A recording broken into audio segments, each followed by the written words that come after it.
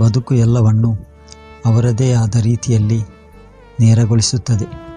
ನಾವೇ ಅನಾವಶ್ಯಕವಾಗಿ ಎಲ್ಲವನ್ನೂ ಕೂಡ ಸಂಕೀರ್ಣಗೊಳಿಸಿಕೊಳ್ಳುತ್ತಿದ್ದೇವೆ ಎನ್ನುವುದು ಅರ್ಥವಾಗಿ ನಿರಾಳವಾಗುತ್ತೇವೆ. ಮರುಕ್ಷಣವೇ ಬದುಕಿನ ಇನ್ನೊಂದು ಸತ್ಯ ಕಣ್ಮುಂದೆ ಕುಣಿಯುತ್ತದೆ. ನಮ್ಮ ಬದುಕಿನ ಸುಖ ಮತ್ತು ದುಃಖದ ಈ ವಿನ್ಯಾಸ ಪೂರ್ವ ಯೋಜಿತವೇನೋ? ಯಾವಾಗ ಸುಖವನ್ನು ಹಾಗೂ ಯಾವಾಗ ದುಃಖವನ್ನು ಪಡೆಯುತ್ತೇವೆ ಎನ್ನುವುದೆಲ್ಲ ನಮ್ಮ ಅರಿವಿಗೆ ಮಿತಿಯನ್ನು ಮೀರಿದ್ದೇನು ಎನ್ನುವ ಲಹರಿ ಮನದಲ್ಲೇ ಹೇಳುತ್ತಾ ನಮ್ಮ ಜೀವನವನ್ನು ಮತ್ತಷ್ಟು ನಿಗೂಢಗೊಳಿಸುತ್ತದೆ. ಸುಖವು ಒಟ್ಟೊಟ್ಟಿಗೆ ಒದಗಿ ಬಂದಂತೆ ದುಃಖವೂ ಕೂಡ ಒಟ್ಟೊಟ್ಟಿಗೆ ದಾಳಿ ಮಾಡಲಾರಂಭಿಸುತ್ತದೆ. ಒಮ್ಮೊಮ್ಮೆ ಕಾರಣವೇನೆಂದು ತಿಳಿಯದೆ ಕಪ್ಪು ಮೋಡವೊಂದು ಮನದ ಬೆಳಕನ್ನು ಮಂದಗೊಳಿಸುತ್ತದೆ. ಕೆಲವೊಮ್ಮೆ ಬದುಕೆ ಕಷ್ಟದ ಹಾದಿಗೆ ನೂಕಿದರೆ ಮತ್ತೆ ಕೆಲವೊಮ್ಮೆ ನಮ್ಮ ಮನಸ್ಸೇ ನಮ್ಮ ಶತ್ರುವಾಗಿ ದುಃಖದ ದುರ್ಗಮ ಕಾಡಿಗೆ ಸೆಳೆದು ತರುತ್ತದೆ. ಸುಮ್ಮನೆ ಸಂತೋಷವಾಗಿ ಇರುತ್ತೇವೆ, ಅದೆಲ್ಲಿಂದಲೂ ಅತೃಪ್ತಿಯ ಸಂಕಟವೊಂದು ನಮ್ಮನ್ನೇ ಹುಡುಕಿಕೊಂಡು ಬರುತ್ತದೆ.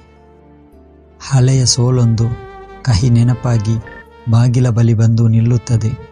ಎಂದೋ ಆದ ಗಾಯ ಇಂದೇಕೋ ಮತ್ತೆ ಹಸಿಯಾಗುತ್ತದೆ. ಮುಗಿದೇ ಹೋದ ಅಧ್ಯಾಯದ ಹೊಸ ವಿವರವೊಂದು ಕಾಣಿಸಿಕೊಂಡು ಕಸಿವಿಸಿಯಾಗುತ್ತದೆ.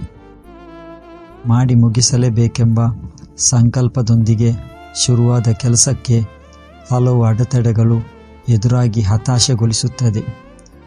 ಯಾರೋ ನಮ್ಮ ಮನಸ್ಸನ್ನು ತಿಳಿದೋ ತಿಳಿಯದೆಯೋ ರಾಡಿಗೊಳಿಸುತ್ತಾರೆ.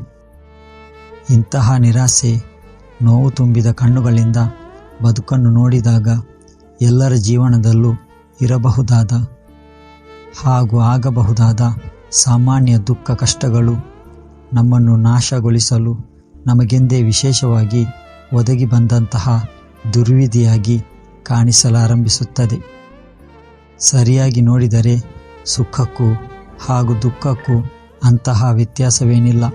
ಸುಖದಂತೆ ದುಃಖವು ಕ್ಷಣಿಕ, ಸುಖ ದುಃಖಗಳೆರಡೂ ಆಗುವ ಘಟನೆಗಿಂತ ನೋಡುವ ನೋಟಕ್ಕೆ ಸಂಬಂಧಪಟ್ಟಿದ್ದು. ಎರಡೂ ಹಾಗೆ ಅಭ್ಯಾಸವಾಗಿ ಬಿಟ್ಟಾಗ ಅದರ ತೀವ್ರತೆಯನ್ನು ಕಳೆದುಕೊಳ್ಳುವಂಥದ್ದು.